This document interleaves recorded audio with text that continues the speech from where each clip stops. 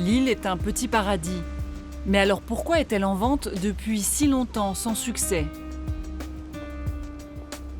Ça fait un moment maintenant que vous essayez de la vendre, l'île Avrec. De façon sérieuse, il y a 3 ans et 4 ans, on va dire Oui, 4 ans. voilà, c'est ça. La première fois qu'on s'était vu, il y a 4 ans. C'est ça.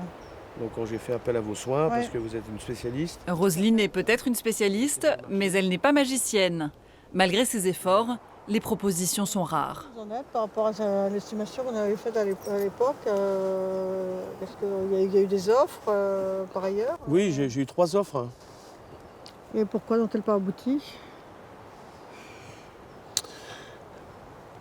Bon, j'ai jamais vraiment su pourquoi ça n'a pas abouti. L'explication, c'est du côté de la maison qu'il faut la chercher. Depuis que la loi littorale interdit toute construction et toute forme d'agrandissement sur les côtes françaises, c'est le bâti déjà existant qui conditionne le tarif des îles.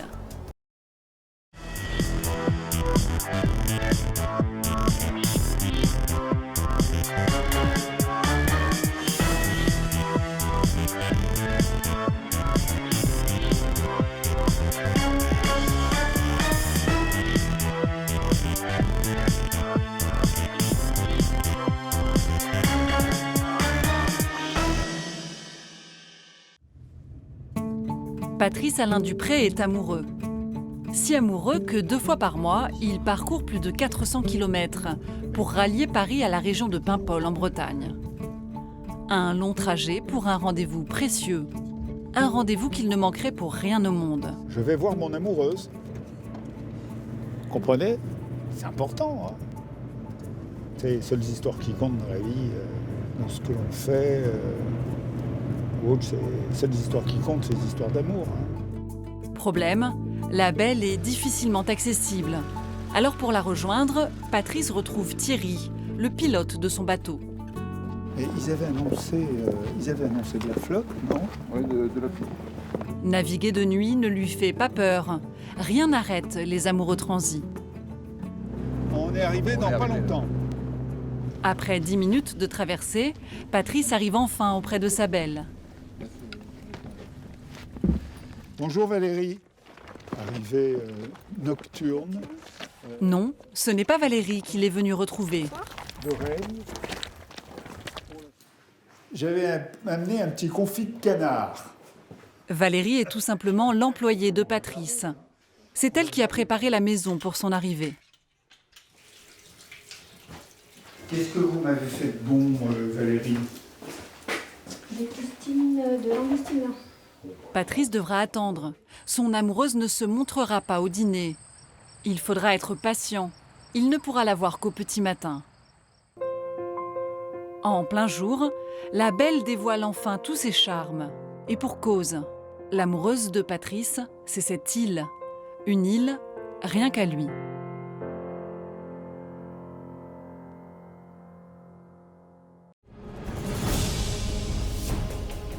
Cela peut paraître surprenant, mais il est possible de s'acheter une île en France. Une île rien qu'à soi. Notre pays en compte près de 1200. Sur la côte atlantique, en Méditerranée, ou même sur certains fleuves. Et si la plupart appartiennent à l'État, une centaine d'entre elles sont privées. Elles se vendent, elles s'achètent, elles font l'objet d'un marché à part entre particuliers, pas forcément richissimes. Posséder une île, vivre sur son petit paradis, cela peut faire rêver. Mais c'est aussi d'énormes contraintes qu'on n'imagine pas forcément. Alors comment dénicher la perle rare? Combien coûtent ces îles, à l'achat et à l'entretien? Quelles sont les erreurs à ne pas commettre? Enquête sur la face cachée des paradis privés.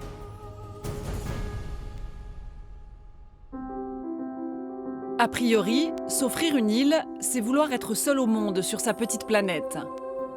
Un isolement volontaire qui se paie parfois au prix fort.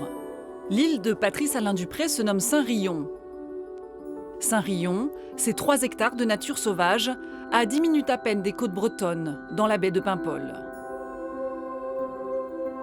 Un royaume de poche qui abrite un monastère de 800 mètres carrés.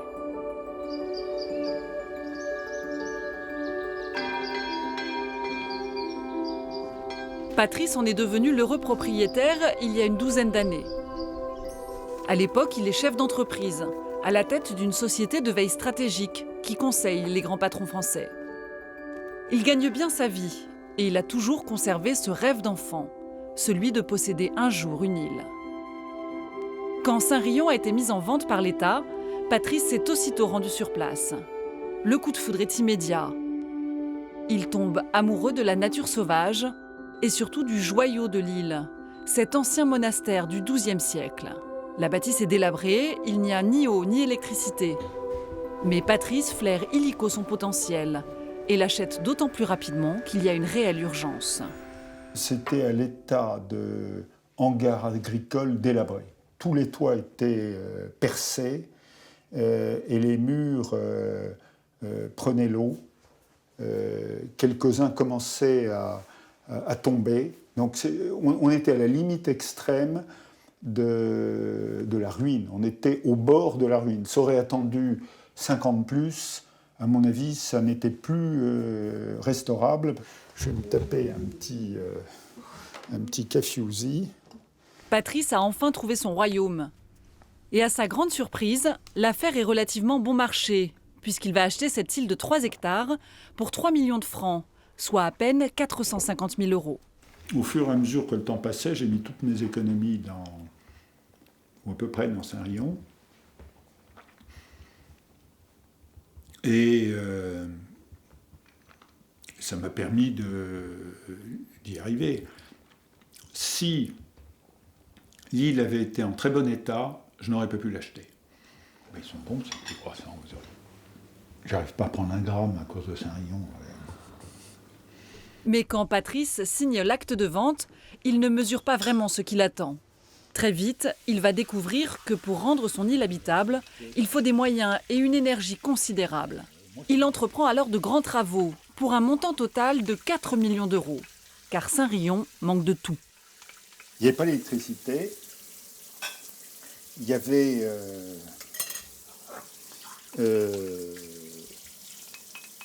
de l'eau de pluie qui était récoltée dans des citernes qui étaient ou délabrées ou à moitié crevées. Amener l'électricité à Saint-Rion, ça n'était pas simple. L'île est à 3 km du continent. Passer un câble sous la mer aurait été bien trop coûteux. Patrice a donc fait installer des panneaux solaires et un puissant groupe électrogène, abrité dans ce bâtiment. Ce matin, il a d'ailleurs rendez-vous avec un technicien.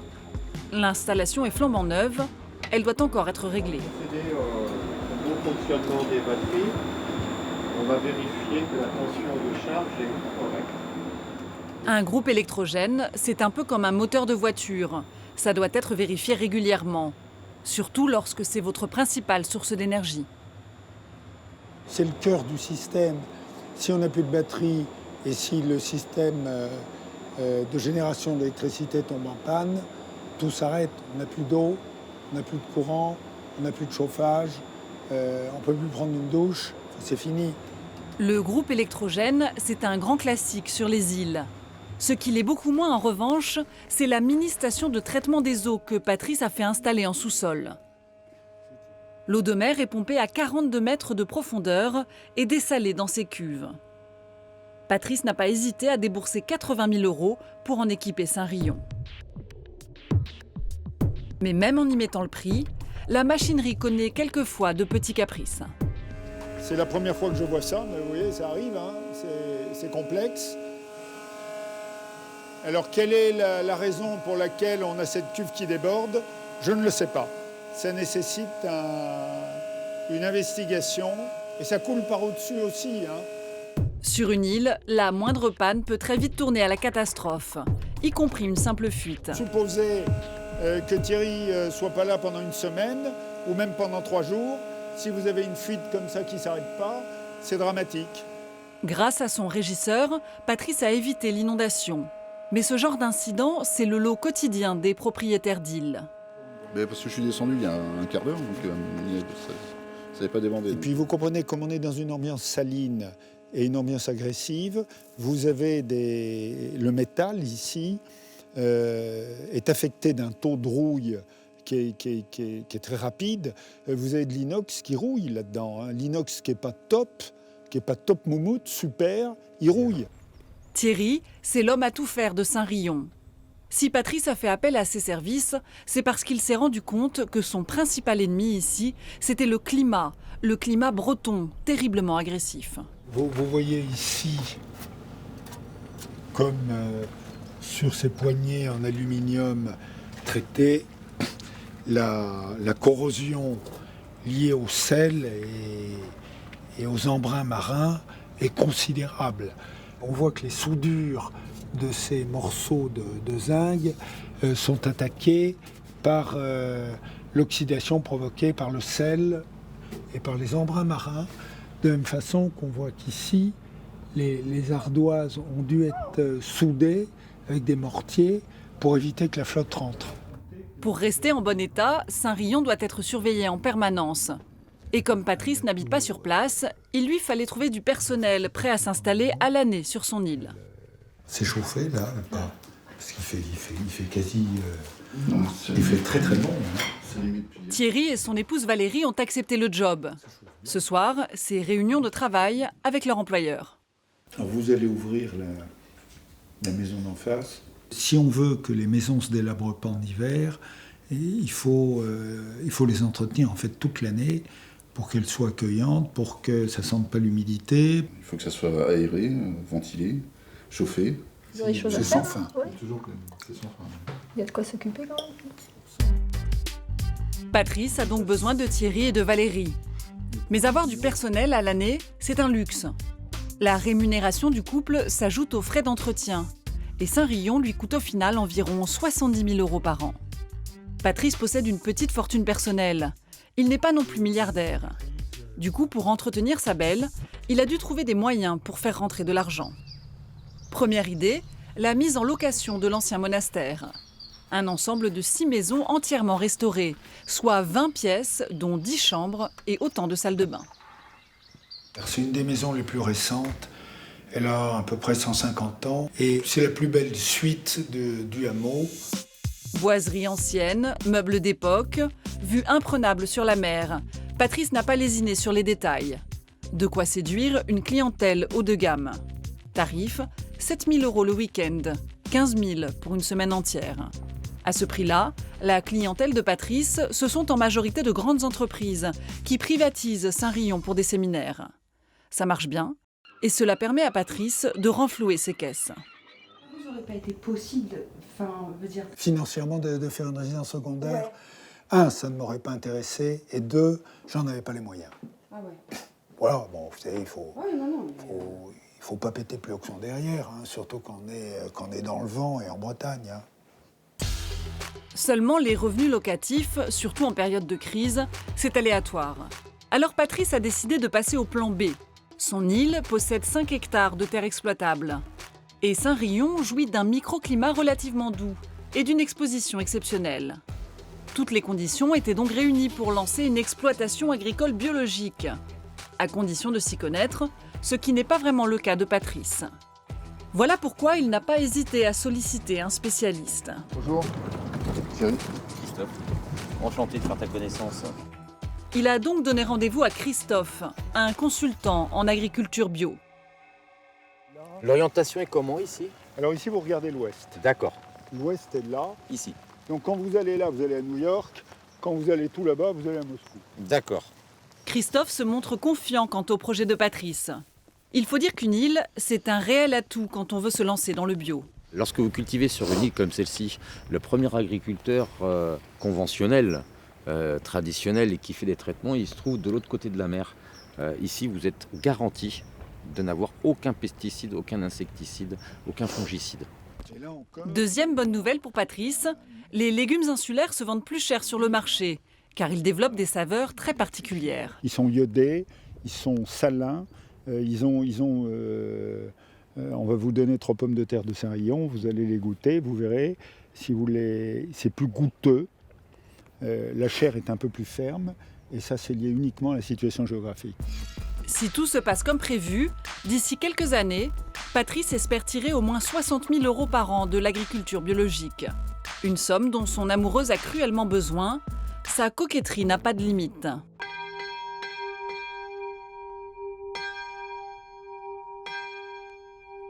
Par exemple, la seule restauration de la petite chapelle a coûté plus de 200 000 €. On a voulu la refaire telle qu'elle était.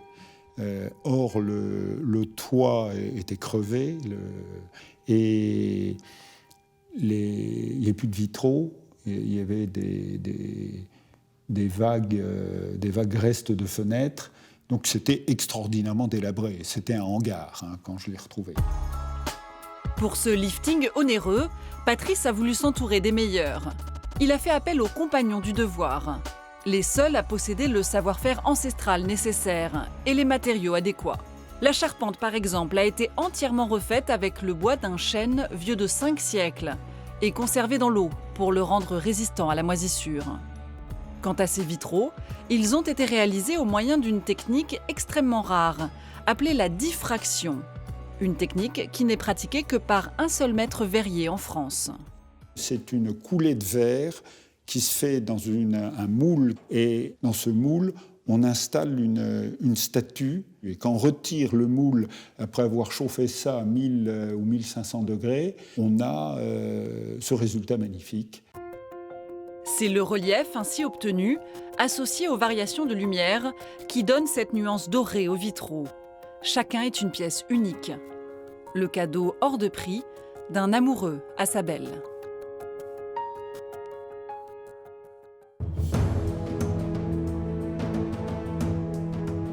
Même si elles sont coûteuses à acheter et à entretenir, les îles restent un bien rare, toujours très recherché. Ce qui fait leur valeur, c'est leur beauté naturelle, leur proximité avec la côte et leur superficie bien sûr. Mais il y a un autre paramètre déterminant. Ce sont les bâtiments qui y sont construits.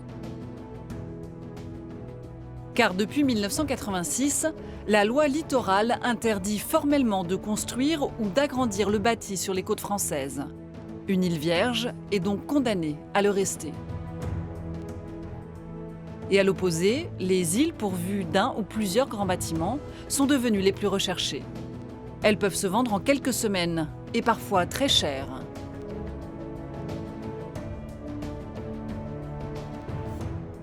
Exemple, l'île de Gavrini, 14 hectares et 250 mètres carrés habitables. Cette île a trouvé preneur en moins de 8 jours. Elle était pourtant en vente à 3 millions d'euros. Plus belle encore, l'île de Boédic. Elle a trouvé acquéreur pour 10 millions d'euros. Le point commun de ces deux petits royaumes, ils sont proches du continent, bien exposés et surtout pourvus de magnifiques bâtiments. Mais quand les îles ne remplissent pas ces conditions, leur valeur peut carrément dégringoler.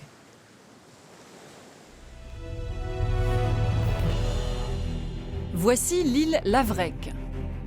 3 hectares de nature préservée à quelques centaines de mètres de Bréa, une plage protégée et une maison années 50 de 120 mètres carrés. Sur le papier, l'île a tout pour plaire. Pourtant, cela fait 3 ans qu'elle est sur le marché et que personne n'en veut. Lavrec, c'est l'histoire d'une île qui en quelques années a perdu toute valeur aux yeux des acheteurs potentiels. Et voici pourquoi. Le propriétaire de Lavrec, c'est cet homme. Bruno Bourris est luthier à Paimpol.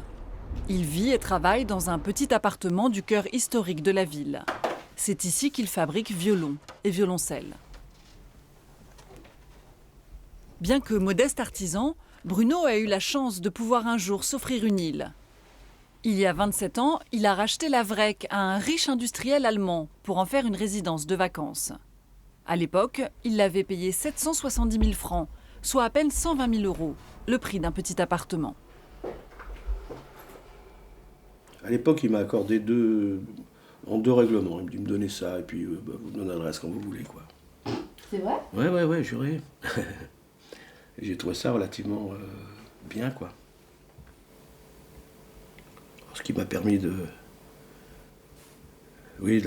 faire l'acquisition.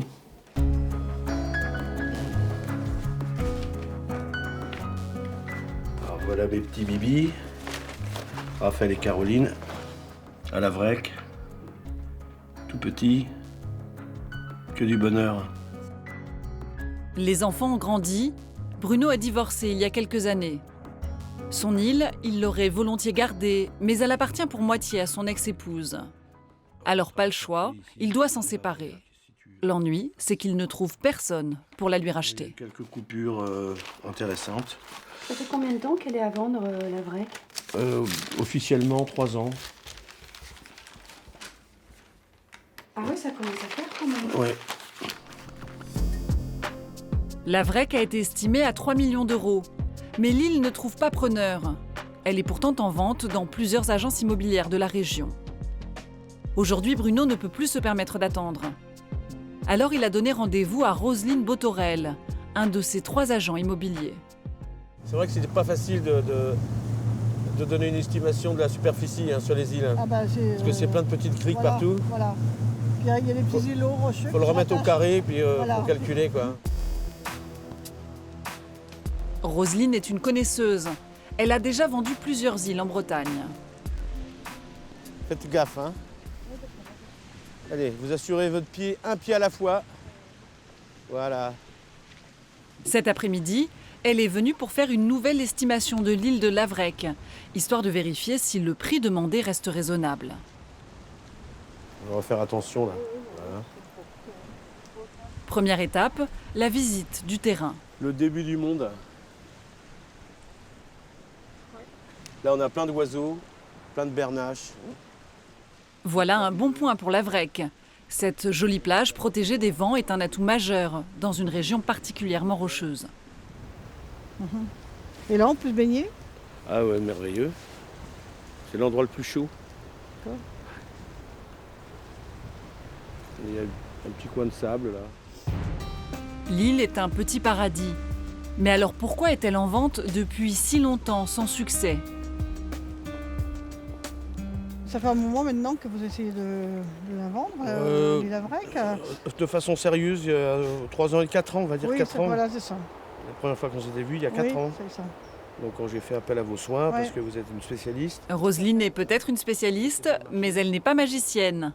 Malgré ses efforts, les propositions sont rares. Vous en êtes par rapport à l'estimation qu'on avait faite à l'époque, parce qu'il y a eu des offres par ailleurs. Oui, j'ai eu 3 offres. Et pourquoi n'ont-elles pas abouti? J'ai jamais vraiment su pourquoi ça n'a pas abouti.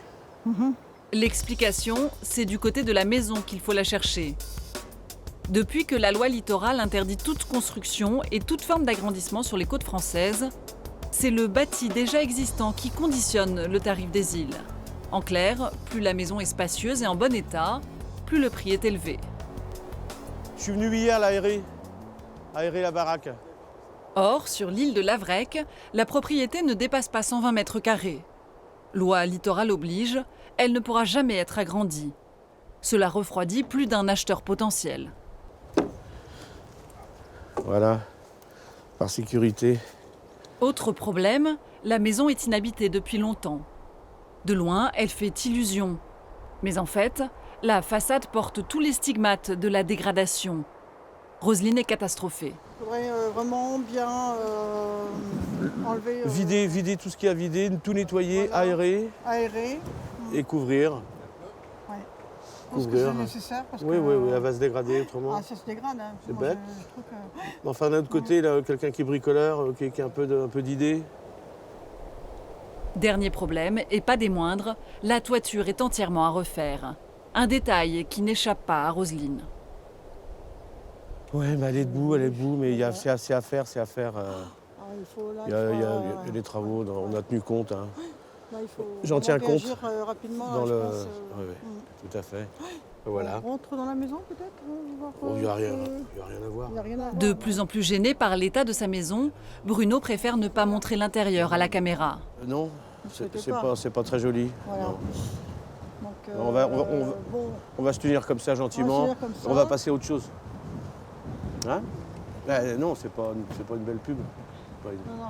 Non, mais ça serait à vous, ça serait pareil. Lavrec est un petit bijou, mais le verdict est sans appel. Avec une maison dans un pareil état, 3 millions d'euros, c'est trop demandé. C'est vrai que dans l'état actuel, je pense que et dans l'état actuel du marché surtout, c'est peut-être c'est peut-être un petit peu la barre haute. Si Bruno veut vendre la vraie, il doit revoir sa copie et vite. Plus le temps passe, plus la maison s'abîme. Sur le continent, elle ne vaudrait pas plus de 400 000 €. Aujourd'hui, elle tire la valeur de l'île vers le bas. C'est vrai que la maison demande à être bien rénovée. C'est vrai que ça demande beaucoup de travaux. Les travaux là sur la maison, ils sont estimés à combien à peu près? Je te donne l'estimation de 200 000. Oh, largement. Hein? Largement. Bruno n'était pas revenu à Lavrec depuis longtemps. Il n'avait pas vraiment conscience de l'état de sa maison. Une fois confronté à la réalité, il finit par se laisser fléchir, quitte à diviser son prix par 2. Si quelqu'un éventuellement fait une proposition honnête, je serais OK. Ouais, vous serez prêt à baisser le prix Oui, bah oui, tout est, vous savez, tout est négociable. Garder une île en simple résidence secondaire n'est pas à la portée de tous. Bruno a tranché. Pour 1,5 million €, il est prêt à céder Lavrec. Un paradis devenu trop lourd à porter pour lui. Alors, pour que le rêve ne tourne jamais au cauchemar, il vaut mieux avoir les reins très solides financièrement.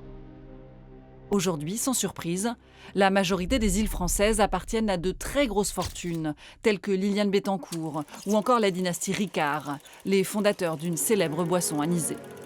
La Méditerranée, la Côte d'Azur, Bandol, le pays des fleurs et du soleil, Bain d'Or, l'île de rêve.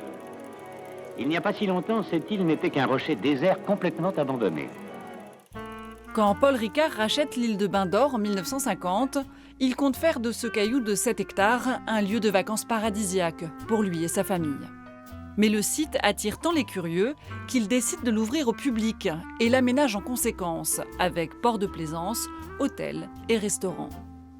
Très vite, Bain d'Or attire une clientèle haut de gamme, d'artistes et d'hommes d'affaires. Après avoir, si l'on peut dire, construit l'île de Bain d'Or, il s'est attaqué à la transformation de cette île des Ambiers. Fort de ce premier succès, Paul Ricard continue sur sa lancée et rachète les Ambiers, une île de 95 hectares, située à 1 jet de pierre de la première. Un vaste plan d'urbanisme est prévu autour du grand port de yachting qu'il a créé. L'île des Ambiers sera bientôt l'une des stations touristiques les plus attrayantes et luxueuses de la Méditerranée. Cette fois, le projet est clair. Les Ambiers sont destinés à un tourisme international.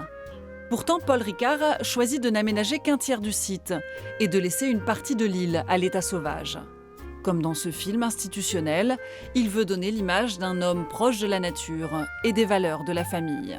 Dans son jardin de l'île de Bain d'Or, il apprécie la douceur de l'art d'être père et grand-père. Avec ces 2 îles, Paul Ricard ne cherche pas à gagner d'argent. Il veut surtout communiquer sur son image d'homme responsable et engagé.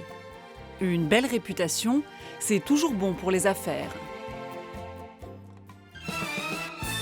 10 restaurants, 2 hôtels, des gîtes de luxe et même un musée océanographique.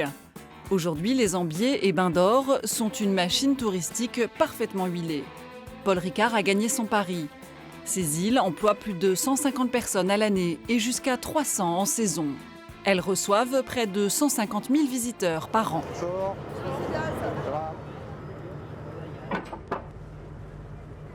François Xavier est l'un des 10 petits-enfants de Paul Ricard. Depuis une dizaine d'années, il a repris la direction de la Société des îles. C'est l'époque des séminaires, donc les gens viennent, le règlement est calme, ils peuvent travailler. Le soir, ils sont à l'hôtel, il y a des activités, des dîners, des galas. Ça marche bien ça? Oui, très bien. Mais ne croyez pas que François Xavier a la belle vie. Financièrement, aujourd'hui, les îles de Bain d'Or et des Ambiers ne sont pas rentables. Alors tout l'enjeu pour l'héritier de Paul Ricard, c'est de trouver le moyen d'équilibrer les comptes.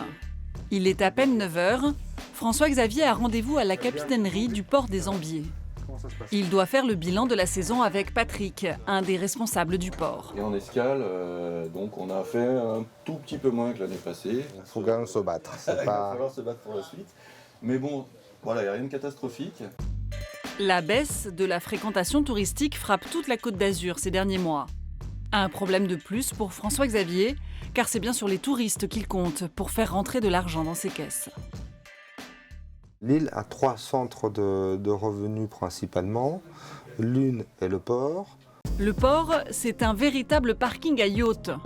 À plus de 2000 € l'anneau par an, les 700 plaisanciers ancrés aux Ambiers rapportent à eux seuls plus d'1 400 000 €. C'est la plus importante des sources d'argent pour les îles. L'autre, c'est toute la partie hôtellerie et restauration, bien entendu, ainsi que notre tiers, c'est les accès journaliers à travers des lignes maritimes. Chaque année, les 2 îles génèrent 20 millions d'euros de chiffre d'affaires. Cet énorme business, installé depuis les années 60, perd quand même de l'argent, et même beaucoup d'argent. Et voilà bien le problème. Sur une île privée, pas de service public. La famille Ricard doit assumer les mêmes charges qu'une petite municipalité. Voirie, éclairage des rues, ramassage des poubelles, espaces verts. Des frais énormes que les rentrées touristiques ne suffisent pas à combler. Et comme si ça ne suffisait pas, depuis quelques mois, François Xavier a un nouvel ennemi.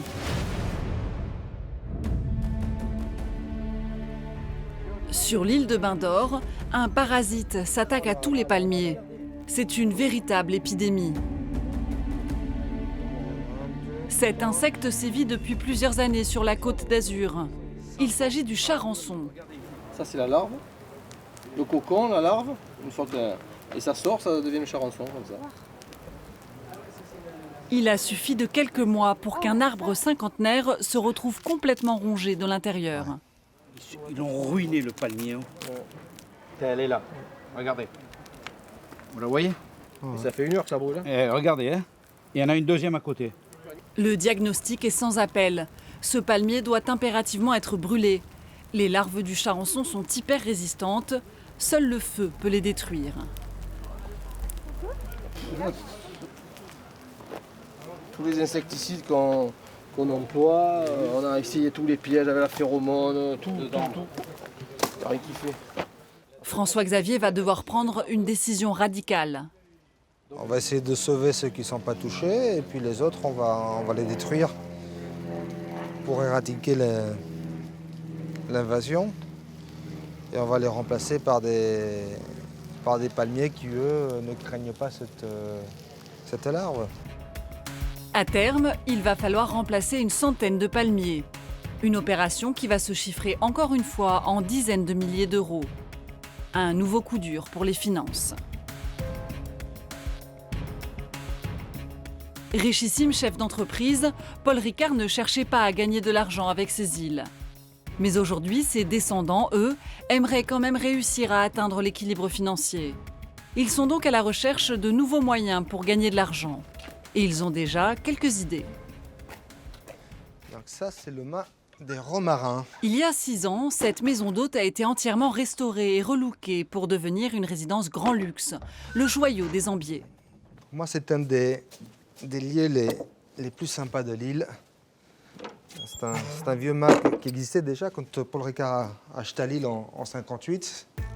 6 chambres, grand standing, autant de salles de bain, un salon de 40 mètres carrés. Cette maison d'hôte peut être entièrement privatisée, moyennant 1 500 € la nuit. Elle a été spécialement repensée pour l'accueil des séminaires d'entreprise, mais les travaux ont coûté plusieurs milliers d'euros à la famille. Et là, vous avez tout refait Il a été refait à neuf, c'est-à-dire qu'on a gardé les murs. On a vidé tout le reste. Comme je dis, le mas existait déjà, à mon avis, il est plus que centenaire. Et donc l'idée était de faire une jolie maison. Depuis la fin des travaux, la location du mât dépasse toutes les espérances de François Xavier. Une jolie maison que les vacanciers s'arrachent. Sur l'île des Ambiers, François Xavier a engagé des travaux encore plus importants. Il s'est lancé dans un vaste plan de rénovation des 61 chambres de l'hôtel Hélios et des 150 appartements voisins. Cette vaste opération de modernisation a déjà coûté 25 millions d'euros aux propriétaires. Là, on refait tous les appartements sur les côtés.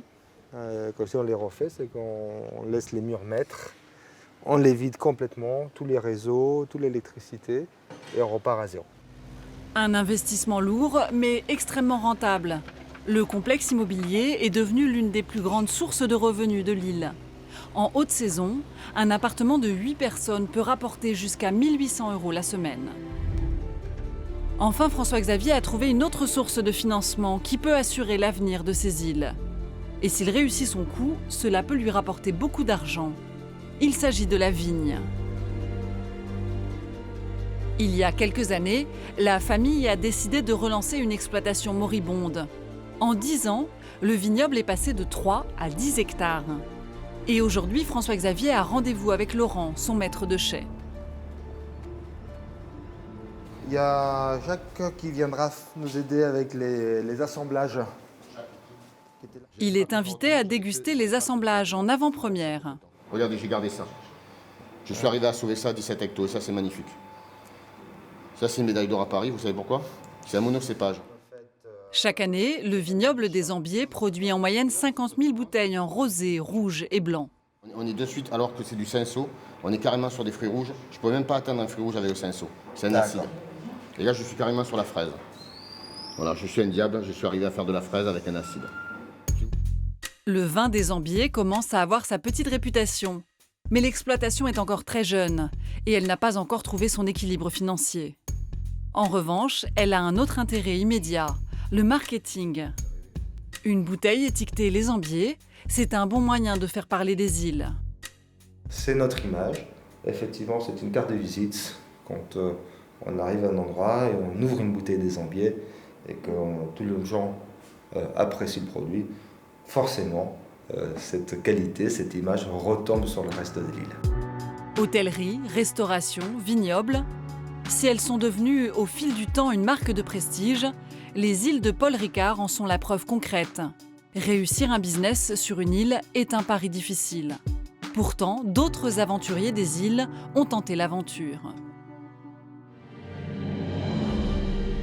Nous sommes à La Traîne, à 2 km à peine du centre-ville de Bordeaux. Et là, au milieu de la Garonne, une île fluviale. Elles sont moins connues du grand public, et pourtant la France dénombre plus de 130 îles sur des fleuves. Avec ses 37 hectares de nature verdoyante, l'île d'Arcin est l'un de ces petits royaumes d'eau douce. Elle appartient à Patrice Bengiati depuis une dizaine d'années. Bonjour. Salut. Bonjour monsieur Bengiati. Allez, Johan. Salut Bilou. Patrice a toujours eu le sens des affaires. Sa fortune personnelle, il l'a amassée en rachetant des immeubles au bord de la ruine et en les proposant à la location une fois rénovés. Aujourd'hui, il est à la tête d'un important patrimoine immobilier à Bordeaux. Mais depuis quelques années, il s'est lancé dans un pari fou en rachetant cette île. Oh mon Dieu de vieillir. Patrice l'a racheté à l'État au lendemain de la grande tempête de 1999. À l'époque, l'île est complètement inondée. Elle est à vendre pour à peine 2 millions de francs, soit 300 000 €. Une très bonne affaire. On se dit toujours on va faire une bonne affaire. Au départ, vu le prix que je l'ai payé, je me suis dit, je suis à la porte de Bordeaux. À la limite, même s'il y a des inconvénients au jour d'aujourd'hui, ça peut être une affaire par la suite. Le projet de Patrice, c'est d'ouvrir ici un parc de loisirs naturels, avec des restaurants, des guinguettes, des bungalows pour pêcheurs et des concerts en plein air. Mais la tempête de 1999 a totalement dévasté le site, et Patrice n'avait pas bien mesuré l'ampleur de la tâche. Comme beaucoup d'îles fluviales, l'île d'Arcin n'est protégée des eaux du fleuve que par un monticule argileux recouvert de végétation. Une simple digue naturelle. Une seule brèche dans ce fragile rempart, et c'est l'inondation. Ce risque inhérent aux îles fluviales n'a pas fait peur à Patrice à l'époque. Ah, comme c'est beau, regarde ça. C'est pas beau ça? La nature, il n'y a pas mieux, voilà. Patrice a payé son île rubis sur l'ongle. Et il s'est associé à Pierre, un ami juriste, pour monter une société civile immobilière. Bonjour Pierre. Bonjour. Alors. Persuadés d'avoir eu l'idée du siècle, Patrice et Pierre avaient même prévu d'ouvrir leur site au public après quelques semaines de travaux. Un mois de boulot, on avait prévu que juste après, on avait tout prévu, les devis, tout. On devait ouvrir dans la foulée? Dans la foulée, on devait ouvrir. C'est-à-dire, on dit un an la saison après. Et après, la saison, l'année d'après. Mais À l'époque, Patrice fait appel à la seule société de la région capable de réaliser les travaux de terrassement de l'île. Budget prévu pour les travaux, 30 000 €. Il ne savait pas encore à ce moment-là que son cauchemar venait de commencer. En 2010. Ce qui s'est passé, c'est que ça a mal tourné, les travaux ont été mal faits et que l'île, elle s'est aggravée, elle est devenue pire qu'avant. C'est-à-dire qu'ils ont construit des digues qu'à chaque fois qu'ils ont été construites, ils tombaient à l'eau parce qu'ils ne savaient pas faire. Pour obtenir réparation, Patrice saisit le tribunal.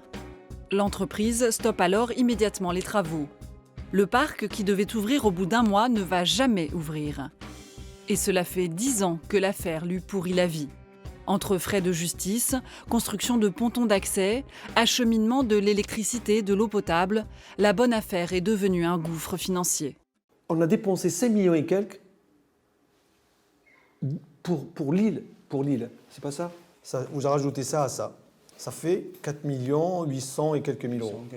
Ça, c'est directement pour l'île. Pour tenir en attendant l'ouverture de l'île, Patrice a dû vendre près de la moitié de son patrimoine immobilier. L'île d'Arcin est en train, petit à petit, de grignoter tout ce qu'il avait construit en une vie de travail. Aujourd'hui, il n'a plus le choix.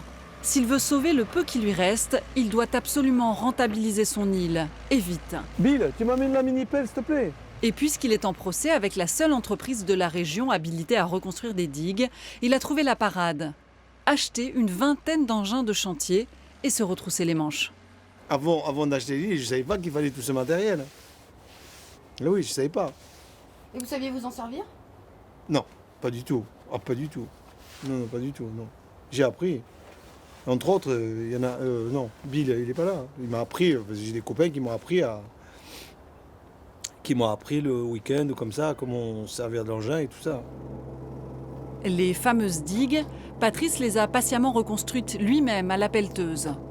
Et pour être sûr qu'elles tiennent en cas de tempête ou de fort courant, il les consolide tous les ans avant la mauvaise saison.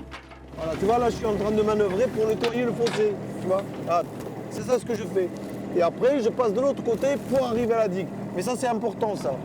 Et ça, c'est fait faire par des entreprises? Non, je le fais moi. Pourquoi?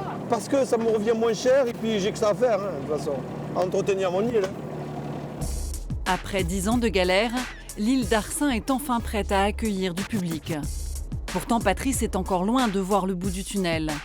Car à seulement 10 € l'entrée, il a besoin de 40 000 visiteurs par an pour que son affaire soit rentable.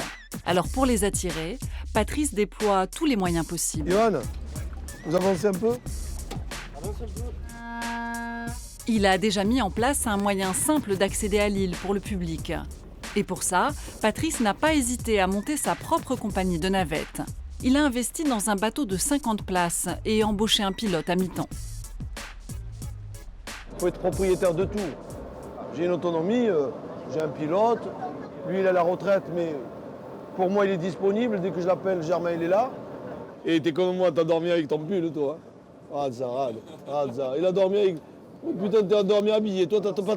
Sa femme il l'a pas touché hier soir, lui. Ses efforts commencent à être payants. L'île d'Arcin reçoit ses premiers visiteurs. Ce matin, c'est un groupe de 30 personnes que Patrice va accueillir lui-même dès l'embarquement. Je reçois des gens qui veulent s'amuser sur l'île. Ils ont envie de s'amuser. Je ne veux pas savoir qui vont faire. Il faut leur poser la question. Je vois qu'ils ont des guitares. Ces hommes, habillés de treillis et de camouflage, ce sont des joueurs d'airsoft, un jeu de combat où l'on se tire dessus avec des pistolets à billes. Bonjour. Vous en trop chargé là. Bonjour. Les billes ont beau être en plastique, l'airsoft n'est pas complètement sans danger. Pour pouvoir pratiquer en toute sécurité, il faut de l'espace. L'île de Patrice est donc le lieu idéal pour ces joueurs. On est sur une propriété privée d'une part, et de deux, on est sûr de ne pas rencontrer de promeneurs, de ramasseurs de champignons. Le fait est que comme on tire des billes en plastique et qu'il y a une possibilité de pouvoir se toucher, c'est pour ça qu'on porte des lunettes de protection, on aime bien ne pas avoir à rencontrer des promeneurs pour éviter tout incident. Déclenche le chrono. Et pour être certain que les joueurs d'airsoft reviendront, Patrice est prêt à se montrer convivial et accueillant. Ils vont même faire table commune le temps d'un déjeuner. 2, 3, on rajoutera une autre table encore. Moi je crois que c'est pas normal. Première victoire pour Patrice. Les joueurs ont passé une bonne journée. Ils ont promis de revenir. Mais Patrice compte beaucoup sur le bouche à oreille pour se faire connaître. D'autant que son île souffre encore d'un déficit de notoriété. Tout le monde m'a piqué le pain. Ah oui, c'est ça le problème. Mais il n'a pas encore dit son dernier mot, car tout doit être prêt avant la saison. Cet après-midi, il va jouer sa carte maîtresse. Et bonjour.